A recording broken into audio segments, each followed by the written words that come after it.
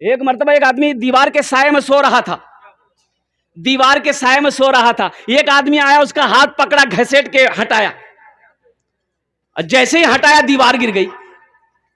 हाँ, तो आदमी बोला कि भाई अब बहुत बहुत शुक्रिया, आप मेरी जान बचा दिए भाई। आपका नाम क्या है? बोला मेरा नाम है शैतान।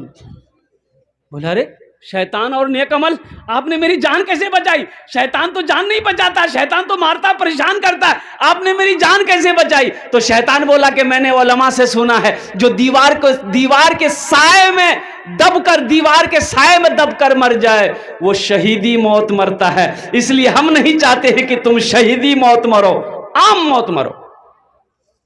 बड़ा जिद्दी है। एक आदमी नमाज पढ़ने के लिए मस्जिद जा रहा था, ठोकर लगी, रात का समय था, ठोकर लगी, गिर गया तो उठा, घर आया, कपड़ा बदला, फिर दोबारा निकला मस्जिद नमाज के लिए, फिर रास्ते में ठोकर लगी, गिर गया, फिर दोबारा घर आया, कपड़ा बदला, वो जाने के लिए, नमाज के लिए निकला। रात में घर से जैसे निकला, देखा एक आदमी चराग लेकर खड़ा है। अच्छा, चराग जाने ना अपना रहा, अरे बोलो ना, चराग लेकर खड़ा है।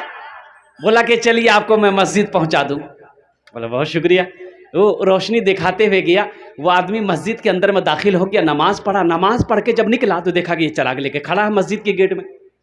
फिर रोशनी दिखाते हुए घर तक पहुंचाया, तो ये आदमी बड़ा मशकूर हुआ, उसका शुक्रगुजार हुआ। बोला कि भाई हम तो आपको पहचानते नहीं हैं, आप कौन हैं? आपने मेरी खिदमत करी, आपने चराग की रोशनी में मस्जिद तक पहुंचाया, मस्जिद से घर तक पहुंचाया। आपका नाम क्या है? बोला मेरा नाम शैतान है। बोला अरे बाबा, शैतान तो नमाज से रोकता है, तुमने मस्जिद तक पहुंचाया, आखिर वजह? तो शैतान बोला कि जब तुम पहली मर्तबा घर से मस्जिद की तरफ निकले थे, गिर गए थे, उस गिरने की वजह से अल्लाह ने तेरे गुनाहों को माफ कर दिया। सुभान अल्लाह, बोला तो माशाअल्लाह। फिर दोबारा घर आए, कपड़ा पहने, फिर दोबारा जब गिरे, ठोकर लगी, गिरे, उस गिरने की वजह से अल्लाह ने तेरे खानदान के सारे गुनाहों को माफ कर दिया। अब तीसरी मर्तबा तुम मस्जिद की तरफ चले थे, हमको ये डर था कहीं इस बार तुम गिर गए तो अल्लाह तेरे मोहल्ले वालों के गुनाहों को माफ ना कर दे, इसलिए हम नहीं चाहते थे कि मोहल्ले वाले का गुनाह माफ हो, तुम नमाज पढ़ लो। एक आदमी गधा लेके जा रहा था, अभी ये शेर मैं सुना रहा हूं आपको। बादशाह की नजर पड़ गई, वो उसको बुलाया, गधे वाले को बोला इधर लेके आओ, इस गधे को तुम दाना नहीं खिलाता है, चारा नहीं खिलाता है, पानी नहीं पिलाता है, ये गधा कमजोर हो गया है। तो वो गधा वाला बोला कि हुजूर दरअसल बात ये है कि इस गधे के अंदर में इतनी खूबी है कि कितना भी हम खिलाते ये मोटा नहीं होता। बोले क्या खूबी है इसमें? बोला हुजूर इसमें खूबी वो है कि जो इस पर बैठ जाता उसको मक्का मदीना दिखाई देता है। बोला रे बाबा, ये कौन गधा है?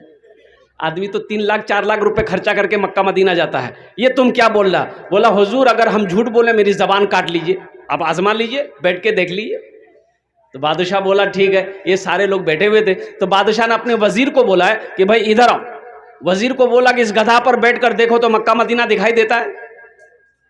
तो जब वजीर चढ़ने लगा तो ये गधे वाले ने रोक दिया, बोला कि नहीं ठहरिए ठहरिए ठहरिए, इस गधे पर बैठने के बाद मक्का मदीना उसी को दिखाई देगा जो झूठा ना हो, बेईमान ना हो, गद्दार ना हो, चोर ना हो। तो बादशाह बोला मेरा मेरा मेरा वजीर तो एकदम फाइनल है। बोला बैठाइए। वजीर बैठा, दाएं देखा, बाएं देखा, आगे देखा, पीछे देखा, ऊपर देखा, नीचे देखा। बादशाह पूछ रहा क्या देख रहा है? दिखाई दे रहा है? आया दिखाई कुछ नहीं दे रहा। तो वजीर सोचा कि अगर हम बोल देते हैं कि हम कुछ नहीं देख रहे हैं तो बादशाह बोलेगा बहुत बड़का चोर है, इसका मतलब ये। बोला हुजूर आप मत पूछिए हम क्या देख रहे हैं। बोला नहीं पूछेंगे तो बताएगा नहीं, पता कैसे चलेगा? बोलना तो होगा कि की देखो तुम ही, बोलो तो सही। बोला हुजूर आमी बोलते पारबो ना, आमी की देखची ना, ना बोलते हो बे की देखो तुम ही, बोलो तो सही। आखिर वजीर बोला कि सोचा कि भाई कुछ ना कुछ तो बोलना ही बोलेगा। बोला कि हुजूर ये देखिए ये मदीना चमक रहा, ये मक्का चमक रहा। बोला जल्दी उतरो हमको भी देखना है। बादशाह बैठा, वो भी दाएं देखा, बाएं देखा, आगे देखा, पीछे देखा, ऊपर देखा, नीचे देखा, वहां तो कुछ नहीं यार। तो अब वजीर पूछ रहा हुजूर की देख छेन? बोला तुम चुपचापे रहो। अब बादशाह सोच रहा है कि वजीर देख लिया, अगर अगर हम बोलेंगे हमको कुछ नहीं दिखाई दे रहा तो ये सारी पब्लिक कहेगी कि इसका मतलब चोर बादशाह ही है, ये वजीर अच्छा है। अब वजीर पूछ रहा है कि हुजूर की देखते बोलूं तो सही, और कुर्बान जब बादशाह बोला कि नहीं हमको भी कुछ ना कुछ बोलना होगा, तो बादशाह बोला कि ये मक्का चमक रहा है, ये मदीना चमक रहा, ये जन्नत चमक रही है। तो पब्लिक में से बोला जल्दी उतरिए, हम लोगों को भी देखना है। मुमकिन है गुनहगारों तकदीर बदल जाए, मुमकिन है गुनहगारों, मुमकिन है गुनहगारों तकदीर बदल जाए। जाकर तो जरा देखो, जाकर तो जरा देखो एक बार मदीने में, जाकर तो जरा देखो एक बार मदीने में। रहते हैं दो आलम के सरकार मदीने में। मौजूद सामीन किराम, ये मदरसे का जलसा है। अल्लाह के रसूल जनाब मोहम्मद रसूलुल्लाह सल्लल्लाहु अलैहि वसल्लम ने मस्जिद नबवी की जब बुनियाद रखी गई तो मस्जिद नबवी के कोने पे एक मदरसा खोला गया, जिस मदरसे का नाम था मदरसा असहाबे सुफ़ा। मदरसा सुफ़ा के नाम से वो मदरसा कायम किया गया, खोला गया। और कुर्बान जाओ, उस मदरसे में पढ़ने वाले कौन थे, पढ़ाने वाले कौन थे? आज तो आलम यह है, मदरसा को देखकर कुछ लोग जलते हैं, कुछ लोग मदरसे वालों को, मदरसे को देखकर हकीर नज़रों से देखते हैं, कुछ लोग मदरसों को पसंद नहीं करते हैं। हम ये कहते हैं कि अगर मदरसा बंद हो जाए, आलिम ना बने, मौलवी ना बने, हाफिज ना बने, कारी ना बने, इमाम ना बने, तो आप जी पाओगे? बोलो भाई, अरे बोलो ना भाई, जी पाओगे? मर गए तो जनाजा कौन पढ़ाएगा? मास्टर साहब, वकील साहब, वकील साहब पढ़ाएगा जनाजा, जनाजा मौलवी पढ़ाएगा। और मैं तो कहता हूं कि पैदाइश से लेकर मौत तक, कब्र से लेकर हशर के मैदान तक, जन्नत में भी मौलवी की जरूरत पड़ेगी, जन्नत में भी। कहां पर? अरे बोलो ना, कहा है जन्नत में पड़ेगी जरूरत? यहाँ तो आलम यह है कि मौलवी को देख के, चाय की दुकान में बैठ के चाय पी रहा, अब मौलवी साहब मोटरसाइकिल लेके गया तो देखते हैं ये मौलवी कितना उड़ रहा है। मौलवी, एक जगह मदरसा कायम हुआ नेपाल में, तो 4-5 आदमी जो है क्या कहते हैं कि बैठा, बोला कि भाई 5 टीचर हैं, 5 मौलवी साहब हैं, 5 आदमी खाने की जिम्मेदारी ले लो। 4 लोग तैयार हो गए। अब एक मास्टर साहब से उनसे बोला गया कि एक मौलवी साहब का खाना आप ले लो। वो बोला कि नहीं, मेरी मम्मी है, मेरी अम्मी घर की मालकिन है, उनसे पूछना पड़ेगा। बोला पूछ लो, जा घर से पास में, घर से पूछ के आ जाओ। वो घर गया, माँ से बोला कि अम्मी जान मीटिंग हुई, मीटिंग में ये पास हुआ कि एक मौलवी साहब का खाना मेरे घर से जाएगा। तो उसकी माँ बोली कि खबरदार मौलवी का नाम मत लेना। चुप हो गया। बड़ी बखील औरत थी, कंजूस औरत थी। लौट के चले आया, बोला नहीं मेरी माँ मना कर दी, हम मौलवी साहब को खाना नहीं खिला पाए। कुछ दिनों के बाद वही बुढ़िया जो मना की थी ना, उसका पोता एक थाल में खीर भेजी मदरसा में। अच्छा अपनारा बुझते पारें ना, आमी बोलছি तो बुझते पारছেন ना? हाँ, तो अपनारा तो भालो शिक्षित लोग बसे आছেন माशाल्लाह अल्हम्दुलिल्लाह। थाल में खीर भेजी, तो मदरसा में खीर आई, तो मौलवी साहब ने कहा खीर है, बोले खीर जे। तो पर्दा हटाया, खीर से ऊपर से कपड़ा हटाया, थोड़ा सा चखा, बड़ा मजेदार खीर। बोला बेटा किसने भेजा? तो लड़का बोला बच्चा झूठ बोलता है। अब भाई बोलो भाई, बच्चा झूठ बोलता है? बच्चा झूठ नहीं बोलता। बच्चा बोला मेरी दादी भेजी है। तो मौलवी साहब बोला तुम्हारी दादी इतनी कंजूस, इतनी बखील है, इतनी अच्छी खीर कैसे भेज दी मदरसे में? काजू है, किशमिश है, नारियल है, बादाम है, सिर्फ दूध की खीर है। तो लड़का बोला कि दरअसल बात यही है ना कि पूर्णिया से मेरे यहाँ मेहमान आने वाला था, उन्हीं के लिए मेरी दादी खीर बनाई थी। खीर बना के वो सारे में रख दी थी ठंडा होने के लिए, ठंडी होने के लिए। मेरे आंगन में जो कुत्ता था ना वो मुंह लगा दिया। तो मेरी माँ बोली फेंक दो, मेरी दादी बोली काहे फेंकोगे, मदरसा में दे दो, मौलवी साहब खा लेंगे। कुर्बान जाओ, आलिम ना हो तो गुजारा ना हो, मौलवी ना हो तो गुजारा ना हो, इमाम ना हो तो गुजारा ना हो। और कुर्बान जाओ मौत की सुबह, पैदाइश से लेकर मौत की सुबह तक, और जन्नत में आप चले जाओगे वहां भी आलिम की जरूरत पड़ेगी। एक नौजवान ने कहा कि हजरत हजरत रुकिए रुकिए रुकिए। बोला हाँ बोलो। सीधे साधे थे आलिम साहब। बोला बोल की? बोले एक कथा ऐसे बोलून तो बोलो बोलबो और बोलो। बोला हजूर एक सवाल आछे। बोले की सवाल आछे? बोला सवाल हजूर एक आछे, यदि अपने जवाब सही सही दे दिलें तब तो भालो, और जवाब सही ना होले तो अपना के 500 टाका फाइन दीते होबे। बोले क्यों? तो आलिम साहब ने कहा तुम ही दे देना, हम जवाब सही नहीं दे पाएंगे, तुम बता देना। बोला कि ठीक है, अगर हम भी नहीं दे पाए तो हम 50 टका देंगे आप। बोला काहे हमसे 500 टका लेगा, आज तुम 50 टका देगा? बोला हुजूर आप आलिम हैं, हम जाहिल ना हैं। बोला अच्छा चल कर सवाल, क्या सवाल है? बोला हुजूर ये बताइए वो कौन ऐसी चिड़िया है, परिंदा है जो आसमान में उड़ते हुए उसका पैर सर पे चला जाता है? सोचने लगा, ये घंटा हो गया पसीना पोछा हजरत। बोला रे बाप ऐसी तो कोई चिड़िया नहीं है।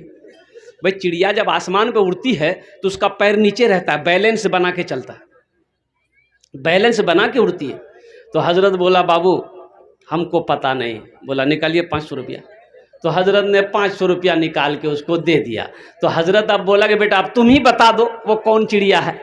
तो 500 रुपया में से 50 टका दे दिया कि हजरत ये लीजिए, हमको भी पता नहीं वो कौन चिड़िया है। बेकार जिंदगी को तू अपनी सवार ले, बेकार जिंदगी। ए बेटा बसे जाओ, बसे जाओ, ओखाने बसे जाओ।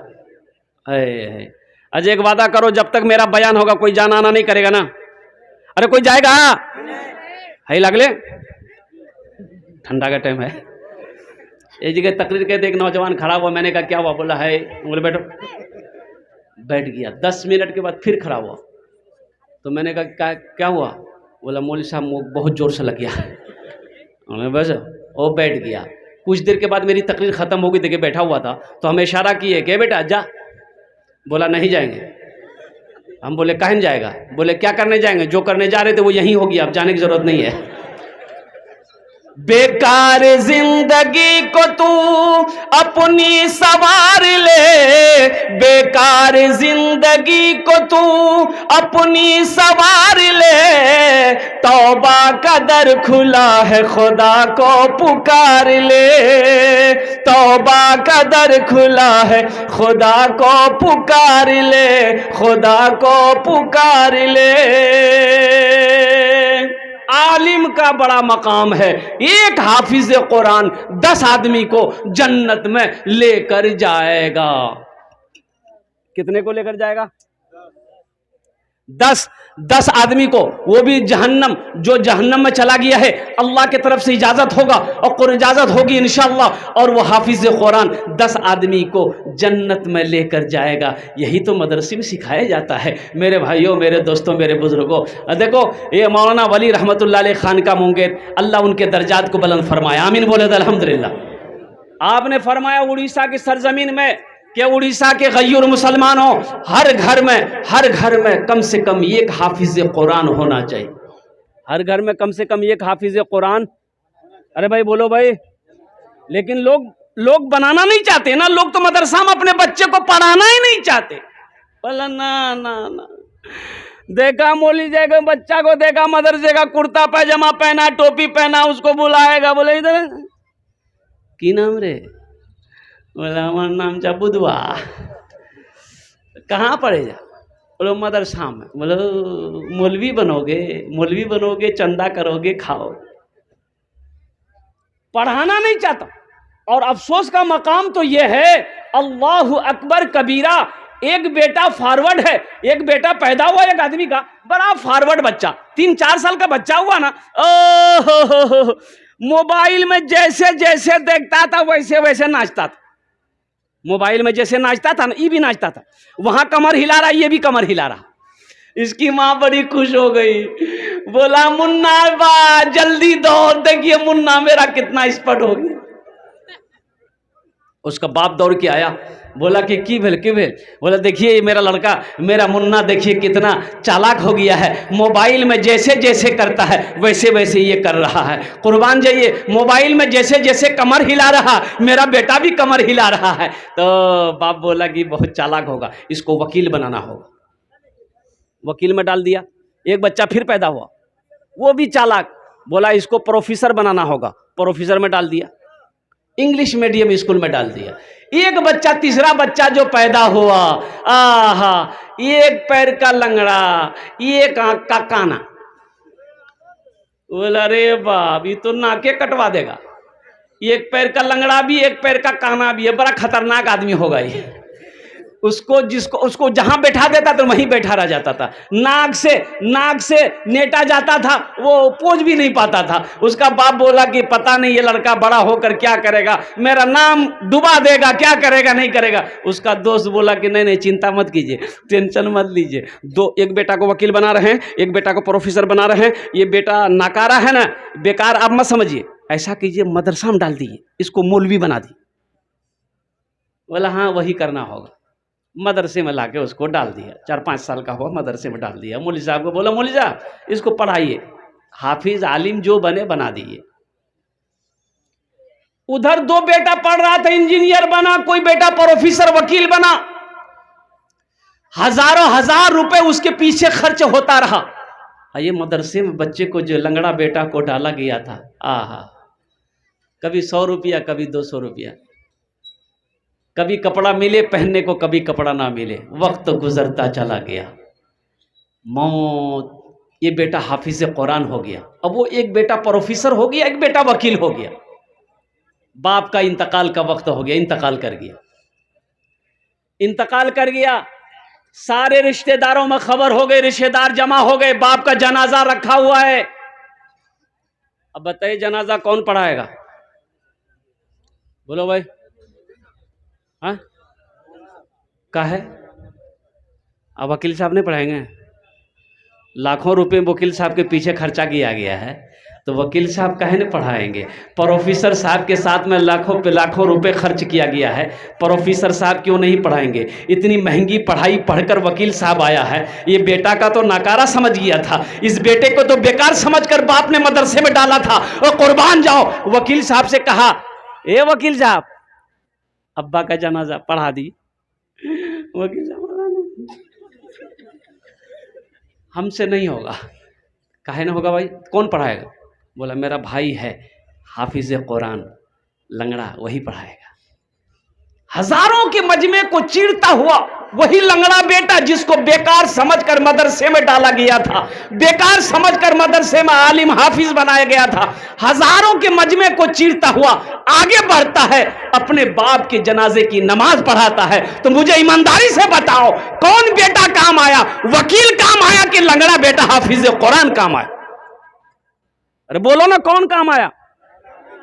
हम ये नहीं कहते कि अपने बच्चे को वकील मत बनाइए, प्रोफेसर मत बनाइए, डॉक्टर मत बनाइए, इंजीनियर मत बनाइए। बनाइए, शौक से बनाइए। मेरा बच्चा इंजीनियर भी बनेगा, डॉक्टर भी बनेगा, प्रोफेसर भी बनेगा, लेकिन मैं चाहता हूं कि मेरा बच्चा सबसे पहले जो बनेगा वो कुरान का कारी बनेगा। पहले कुरान पढ़ा दो, पहले कुरान पढ़ाओ, फिर अल्हम्दुलिल्लाह 3 साल बच्चे को दे दो बचपन में, उसको पहले अल्लाह तौफीक दे। अभी तो सोशल मीडिया पे एक वीडियो वायरल हुई थी, मात्र 22 दिन के अंदर में, 22 डेज के अंदर में एक बच्चा हाफिज कुरान हुआ। क्या हुआ? एक बच्चा। क्यों आए थे इस दुनिया में? सोचो तो सही, मरना तो है भाई। हम मर जाते, हमारा जनाजा मौलवी साहब पढ़ाता, क्यों पढ़ाएगा मौलवी साहब आपका जनाजा? भाई हर आदमी को चाहिए कि वो अपने बेटे को इस लायक बनाए कि जब वो मर जाए तो उसका बेटा जनाजा पढ़ा। हम मौलवी साहब का इंतजार क्यों करेंगे कि मुफ्ती साहब आएंगे वो जनाजा पढ़ाएंगे, मौलाना साहब आएंगे वो जनाजा पढ़ाएंगे। आपने अपने बेटे को इस लायक क्यों नहीं बनाया कि जब आपकी मौत हो तो आपका बेटा आपकी जनाजे की नमाज पढ़ाए? हक तो उसका है। अपने बेटे को उस लायक आपने बनाया नहीं कि आपकी जनाजे की नमाज वो पढ़ सके, आपके हक में दुआ, बख्शिश मगफिरत की दुआ कर सके।